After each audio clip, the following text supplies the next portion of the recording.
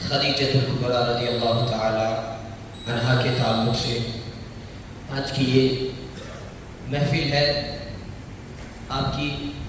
سوالیہ حیات اس کو بیان کرنے کے ساتھ ساتھ اسلام کا تصور نکاح اور ازدواجی زندگی اس پر کچھ ہم گفتگو کریں، اور خصوصی طور پر اللہ کے رسول صلی اللہ تعالی علیہ وسلم کی ازدواجی زندگی، اس لیے کہ آپ کی حیات طیبہ اور سیرت کا ایک ایسا گوشہ ہے جس میں ہماری ماں بہنوں کے لیے نمونے حیات اور سلیقہ زندگی ہے اور زندگی گزارنے کے انمول تحائف پیش کرتی ہے۔ اگر اسلامی کی بات کریں تو اس سے قبل بھی لوگ، چاہے وہ مسلم ہو چاہے غیر مسلم، ایک سے زائد نکاح ہوتے تھے۔ تو ایک سے زائد نکاح کا ہونا یہ کوئی اسلام نے نئی ایجاد نہیں کی، اس سے قبل بھی چاہے مسلم ہو چاہے غیر مسلم ایک سے زائد نکاح ہوتے تھے، لیکن وہ ایسی بے حیائی کا دور تھا کہ جس میں اگر مرد ایک وقت میں کئی عورتوں کے ساتھ مشغول ہوتا تھا تو عورتیں بھی ایک وقت میں کئی مردوں کے ساتھ مشغول ہوتی تھی۔ حالانکہ اس سے قبل عیسائیت اور یہودیت بھی تھی جو کہ اس بلا کو دور نہ کر سکی۔ اللہ تبارک و تعالی نے جب آفتاب رسالت کو نمودار کیا تو برسوں سے چلی آنے والی اس گندگی سے انسانیت کو دور فرماتے ہوئے اسلام نے محض تعدد ازواج ہی کو جائز نہیں قرار دیا، بلکہ اس کے ایسے شرائط بھی بتائے، ایسی پابندیاں بھی بتائی جس پابندیوں کی وجہ سے مرد کو بھی فائدہ ہے، عورتوں کو بھی فائدہ ہے۔ لیکن آج ہم بات کرتے ہیں اللہ کے رسول صلی اللہ تعالی علیہ وسلم کی ازدواجی زندگی کے تعلق سے۔ وہ اس لیے کہ نیا ماڈرن دور، یہ جو آدھونک یگ ہے، اس میں غیر تو غیر اپنے کچھ پڑھے لکھے لوگ بھی حضور کی اس زندگی کو لے کر اعتراضات کرتے ہیں، آبجیکشن کرتے ہیں۔ تو اللہ کے رسول صلی اللہ تعالی علیہ وسلم نے ایک سے زائد نکاح فرما کر سماج کو کیا دیا، معاشرے کو کیا دیا، وہ ساری باتیں انشاءاللہ اختصار طور پر آپ آج سماعت کریں گے۔ پہلے تو آپ حضرت خدیجہ الکبریٰ رضی اللہ تعالی عنہا، آپ کے نام سے پہلے کیا لگاتے ہیں؟ ام المؤمنین۔ جو بھی حضور کی زوجہ ہے ان سے پہلے ہم کیا لگاتے ہیں؟ ام المؤمنین، یعنی مومنوں کی ماں۔ اگر ایک سے زیادہ ہے تو پھر کہتے ہیں امہات المؤمنین، مومنوں کی مائیں۔ تو حضور کی ازواج کو ماں کے لقب سے پکارنا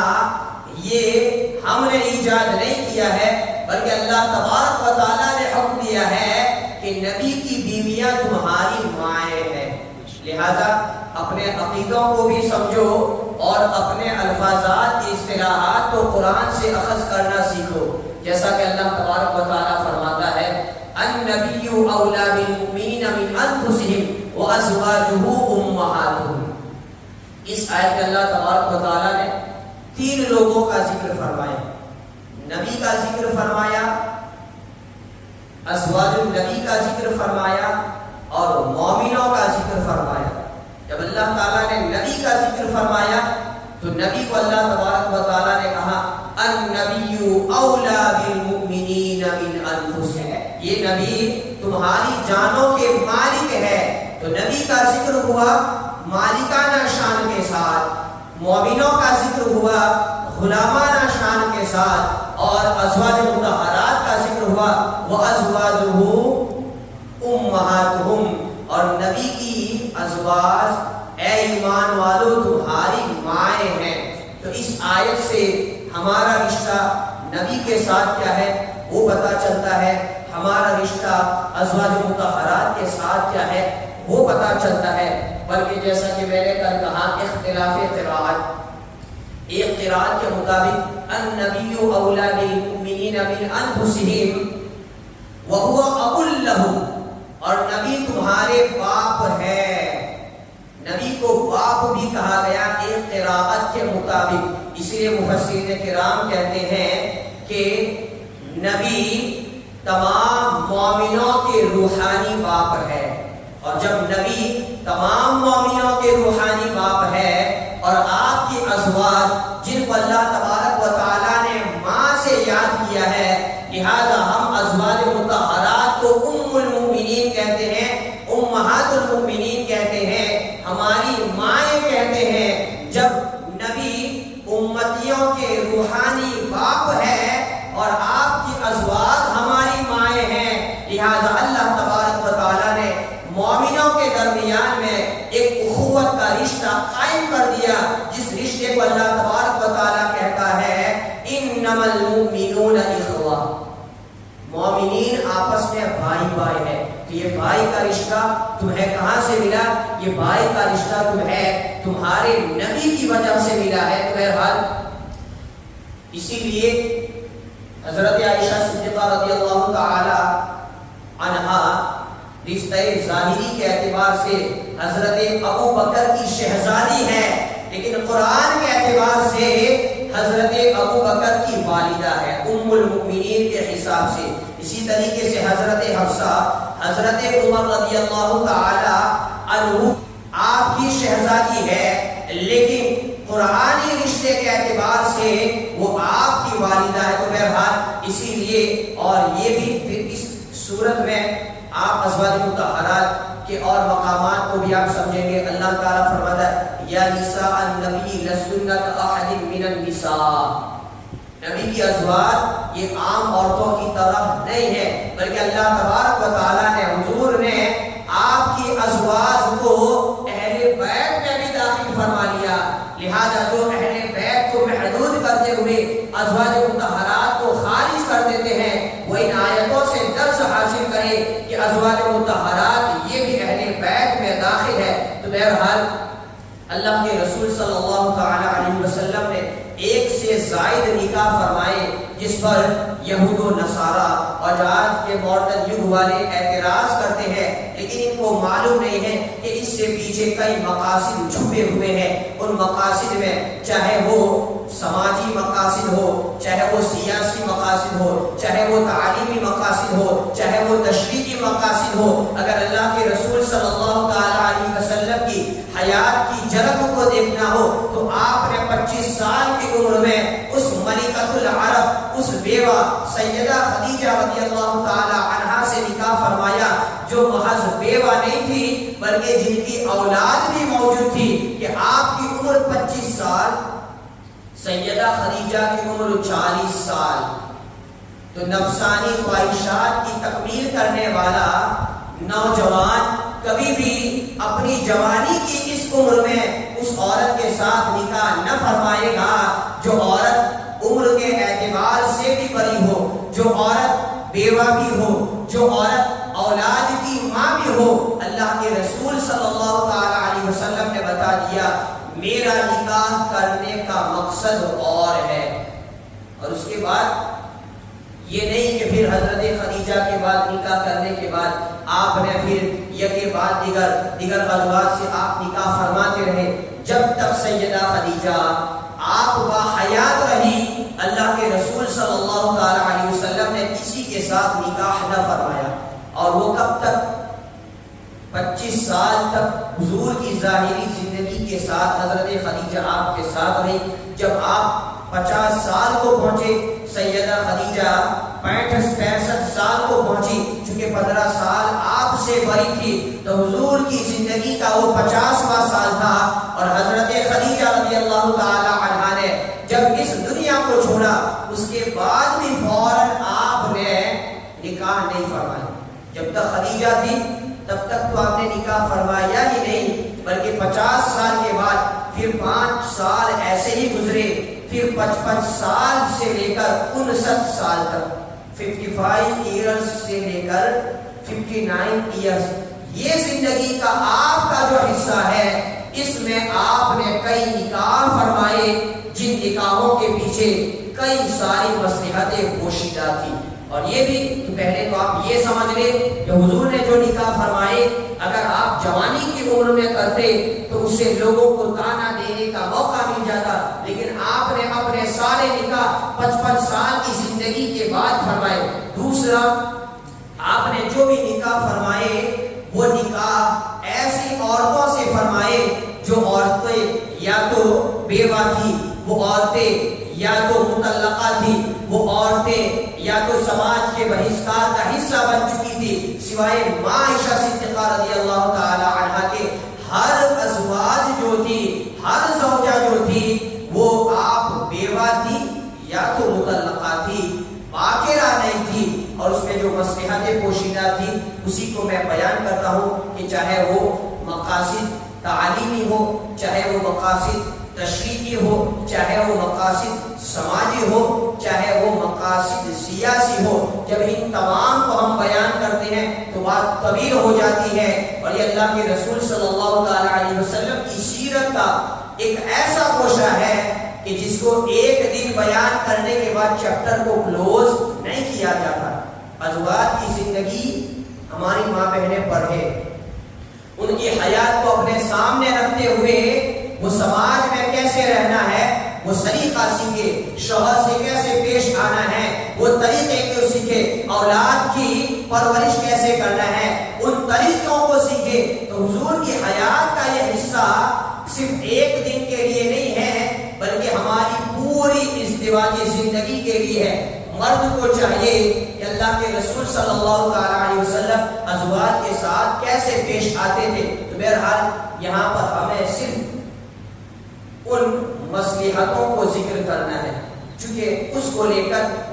انڈیا میں بہت واویلا مچتا ہے۔ اسی طریقے سے مستشرقین یہود و نصارہ بھی انگلیاں اٹھاتے ہیں، تو پہلا مقصد ہے سیاسی۔ اللہ کے رسول صلی اللہ تعالی علیہ وسلم نے ان خواتین سے نکاح فرمایا جن کے باپ، جن کے قبیلے والے اسلام کے کٹر دشمن تھے۔ اللہ کے رسول صلی اللہ تعالی علیہ وسلم کا مقصد تھا کہ ان خواتین سے نکاح فرما کر ان قبیلوں کے دلوں سے اسلام کی دشمنی کو کم کرنا تھا، اور اسلام کی دشمنی کو کم کرنے کے بعد ان کو اسلام کی جانب رغبت دینا تھا، بلانا تھا۔ اور غیبنا نبی جب ان مصلحتوں کو جانتے تھے اللہ تبارک و تعالیٰ نے ان مصلحتوں کو پورا فرمایا، لہذا آپ نے کئی ایسی ازواج سے نکاح فرمایا جو قبیلے والے اسلام کے کٹر دشمن تھے، لیکن میرے نبی کا نکاح فرمانا ان کی دشمنی کو کم کرنے کے ساتھ ساتھ ان کے لیے ان کے دلوں میں اسلام کے دروازے کے کھولنے کا سبب بنا، یہاں تک کہ کئی قبیلے ایمان لے آئے۔ ان میں سے پہلا قبیلہ ہے قبیلہ بنو مصطلق۔ ایسا قبیلہ اسلام سے ایسی عداوت رکھنے والا، دشمنی رکھنے والا کہ جس قبیلے نے صرف جنگ نہیں کی بلکہ اس قبیلے کے ساتھ ایک ایسی جنگ ہوئی جس جنگ کو اس قبیلے کے نام کے ساتھ موسوم کر دیا گیا، جس کو کہتے ہیں غزوہ بنو مصطلق۔ بنو مصطلق کے ساتھ مسلمانوں کا جو غزوہ ہوا اس کا نام ہی ہو گیا غزوہ بنو مصطلق۔ تو جب یہ غزوہ بنو مصطلق ہوا، جس قبیلے کا سردار تھا حارث، اور جب مسلمانوں نے ان کو شکست عطا فرمائی، جو تھے قیدی بنا لیے گئے، اسیر ہوئے، قید کر لیے گئے، لیکن اس قبیلے کا جو سردار تھا اس کی جو بیٹی تھی اس کا نام تھا جویریہ۔ اللہ کے رسول صلی اللہ تعالی علیہ وسلم کو پتا چلا کہ اسیران کے ساتھ ساتھ ایک ایسی خاتون بھی ہے جو اس قبیلے کے سردار حارث کی بیٹی ہے، لہذا اللہ کے رسول صلی اللہ تعالی علیہ وسلم نے حضرت جویریہ کو کہا کہ اگر تو میرے نکاح میں آ جائے تو میں تیرا زر فدیہ دے دوں گا، یعنی میں تیری طرف سے وہ رقم دے دوں گا اگر تو نکاح کرنے کے لیے راضی ہو جائے۔ حضرت جویریہ نے اللہ کے رسول صلی اللہ علیہ وسلم کی اس پروپوزل کو ایکسپٹ کیا۔ اب اس کے فوائد کیا ملے،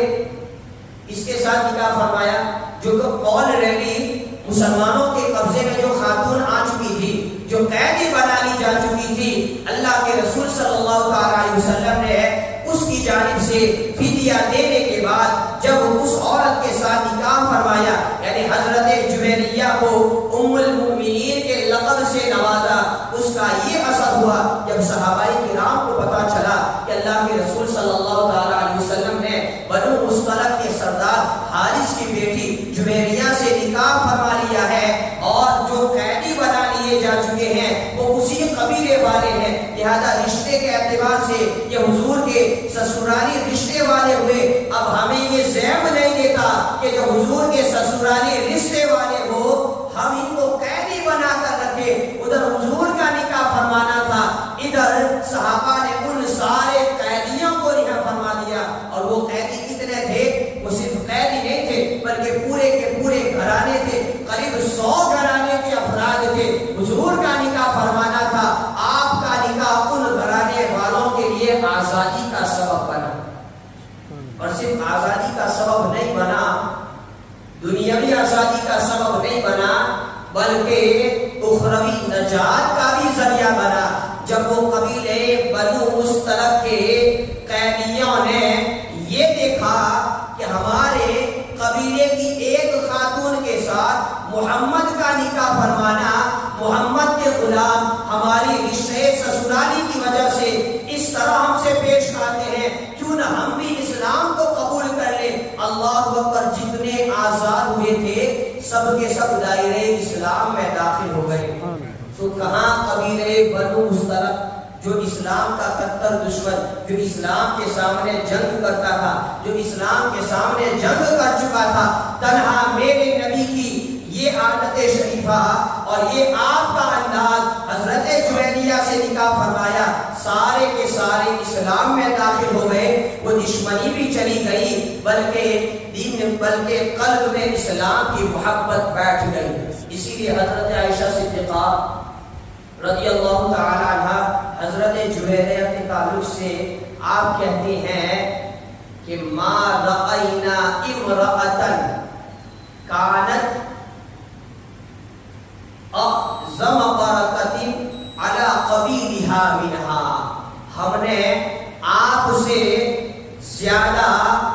کسی قبیلے کی عورت کو نہیں دیکھا جو عورت اس قبیلے کے لیے سب سے زیادہ برکت کی باعث بنی۔ یعنی اے جویریہ، تیری یہ برکت ہے جس برکت کی وجہ سے پورے قبیلے کو اسلام کی دولت مل گئی۔ تو یہ سیاسی مقصد۔ دوسرا، اسی سیاسی مقصد کو جب ہم آگے بڑھاتے ہیں، حیی ابن اخطب کی بیٹی صفیہ جب غزوہ خیبر ہوا تو جس طریقے سے قبیلے بنو مصطلق کا سردار حارث اسلام کا کٹر دشمن تھا، حیی ابن اخطب یہ بھی اسلام کا کٹر دشمن تھا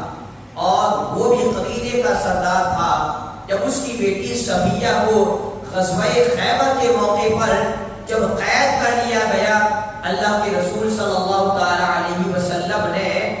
ان کو کہا کہ تمہیں میں 2 راستے دیتا ہوں، جو قبول کرنا ہے کرو۔ پہلا یہ، صفیہ کو آپ نے کیا کہا کہ اگر اسلام قبول کر لو تو میں تمہیں زوجیت سے نوازوں گا اور آزاد کر دوں گا۔ دوسرا کہ اگر تم چاہو تو یہودیت پر رہو، ہم تمہیں چھوڑ دیتے ہیں۔ لیکن اگر حضرت صفیہ حضور کی پہلی بات کو ٹھکرا دیتی تو روئے زمین کی اس وقت کی سب سے مایوس عورت ہوتی، لیکن انہوں نے حضور کی پہلی بات کو مان کر اپنی ازلی نیک بختی کو ظاہر کیا۔ آپ نے کہا کہ میں تمہارے لیے نکاح کرنے کے لیے تیار ہوں۔ حالانکہ حضور نے کیا کہا تھا؟ تم چاہو تو تمہیں رہا کر دیا جائے گا، تم یہودیت پر رہو، لیکن آپ نے اسلام کو قبول کیا، حضور نے ان کو زوجیت سے نوازا۔ اس کا اثر یہ ہوا کہ وہ یہودی لوگ جو اس سے پہلے اسلام کی ہر جنگ میں پیش رہتے تھے، آگے رہتے تھے، اس رشتے کی وجہ سے جنگوں میں یہودی کہیں بھی نظر نہیں آئے تو یہودیوں کے دلوں کا اسلام کے تعلق سے نرم ہونا اور اسلامی جنگوں میں پیش ہونے والے کردار سے اپنے آپ کو روک لینا وہ میرے نبی کی اس ادا کی وجہ سے تھا کہ آپ نے حیی ابن اخطب کی اس بیٹی کو زوجیت سے نوازا تھا۔ لوگوں کے دلوں سے اسلام کی دشمنی کو کم کرنا، سماجی اعتبار سے آپس میں رشتہ داری کو قائم کرنا، بنانا تھا۔ اسی طریقے سے آپ ابو سفیان کا نام کس نے نہیں سنا؟ ابو سفیان کی دشمنی کون نہیں جانتا؟ وہ ابو سفیان کے مشرکوں کا علم جو ان کے گھر پر رہتا ہے، کہ جب ابو سفیان اپنے گھر کے باہر علم کو لہراتے، سارے مشرکین ایک ساتھ اسلام کے خلاف جمع ہو جاتے، تو چاہے ابو سفیان ہو، چاہے حضرت ہندہ ہو، چاہے حضرت امیر معاویہ ہو، لیکن ان کی جو شہزادی تھی رملہ ام حبیبہ جن کو کہتے ہیں، جب یہ اسلام لے آئی اور ان کے شوہر حضرت عبداللہ ابن جحش یہ بھی ایمان لے آئے، تو دشمن اسلام کی بیٹی جب ایمان لے آئی، داماد بھی ایمان لے آیا، تو پھر ان کے ظلم و ستم کی وجہ سے مکہ کو چھوڑ کر حبشہ جانا پڑا۔ جب یہ حبشہ گئی، پھر وہ حبشہ وہاں پر کیا ہوا کہ جو شوہر عبداللہ ابن جحش جو تھا وہ بھی عیسائیت کی جانب مائل ہو چکا، اسلام کو چھوڑ دیا اور آپ کو مجبور کرنے لگا، لیکن آپ کے قدم نہ ڈگمگائے، آپ اسلام پر ایسی ہی ثابت قدم رہی۔ لیکن حضرت ام حبیبہ اس وقت آپ کی حالت یہ ہو چکی تھی کہ باپ بھی آپ کو چھوڑ چکا تھا، ماں بھی آپ کو چھوڑ چکی تھی، بھائی بھی آپ کو چھوڑ چکا تھا، اور جس شوہر کے بھروسے پر آپ تھی وہ شوہر بھی عیسائی ہو چکا تھا، تو وہ مسلمان خاتون جائے تو کہاں جائے؟ اللہ کے رسول صلی اللہ تعالی علیہ وسلم نے نجاشی کو کہا، اور نجاشی نے حضور کے کہنے پر حضرت ام حبیبہ کے ساتھ آپ کا عقد فرما دیا 400 دینار کے عوض، اور آپ کے جانب سے لوگوں کو کھانا کھلایا۔ اس کا یہ اثر ہوا کہ جس عورت کو سب نے چھوڑ دیا تھا، سماج نے چھوڑ دیا تھا، معاشرے نے چھوڑ دیا تھا، حضور نے اس کو اپنایا، اور اس کے اپنانے کے بعد یہ ہوا کہ پھر سے ابو سفیان اور یہ لوگ کہ ابھی بھی اگر اسلام کو چھوڑ دے تو اچھا ہے، اسلام کو چھوڑ دے تو اچھا ہے، لیکن جیسے جیسے حضرت ام حبیبہ کے ذریعے ابو سفیان اور ہندہ حضور کے قریب ہوتے گئے، ان کی دشمنی اسلام کے تعلق سے کم ہوتی گئی، اور پھر دنیا والوں نے دیکھ لیا ایک وقت وہ تھا کہ اسلام کا سب سے بڑا دشمن ابو سفیان تھا، حضرت ہندہ تھی، ایک وقت وہ آیا کہ جن کے دلوں میں اسلام نے اپنی محبت اور اپنی جڑوں کو ایسے مضبوط کر لیا، پورا خاندان مسلمان ہو گیا۔ حضرت ابو سفیان بھی ایمان لے آئے، حضرت ہندہ بھی ایمان لے آئے، حضرت امیر معاویہ بھی ایمان لے آئے۔ تو میرے نبی کا کثرت سے نکاح فرمانا، اس کا ایک مقصد یہ بھی تھا کہ سیاست کہ لوگوں کے دلوں سے اسلام کی دشمنی کو کم کرنا، اور بہت سے مقاصد ہے۔ انشاءاللہ جا بجا جب اس سیرت کے حوالے سے ہم گفتگو کریں گے تو ان سارے ٹاپکوں کو لیں گے، اور حضور کی سیرت آپ کسی بھی گوشے کو اٹھا لیں وہاں آپ کو تعلیم نظر آتی ہے۔ آج کی میری یہ گفتگو آپ کے لیے جانکاری کے طور پر تھا، اور ان لوگوں کے لیے جو حضور کے ازدواجی نکاح تعدد ازواج پر انگلیاں اٹھاتے ہیں، اور وہ مسلمان جن کے دلوں میں کنفیوژن ہوتا ہے، ان کو سمجھانا ہے کہ میرے نبی نے ایک سے زیادہ نکاح خواہشات کی تکمیل کے لیے نہیں کیا تھا۔ وآخر دعوانا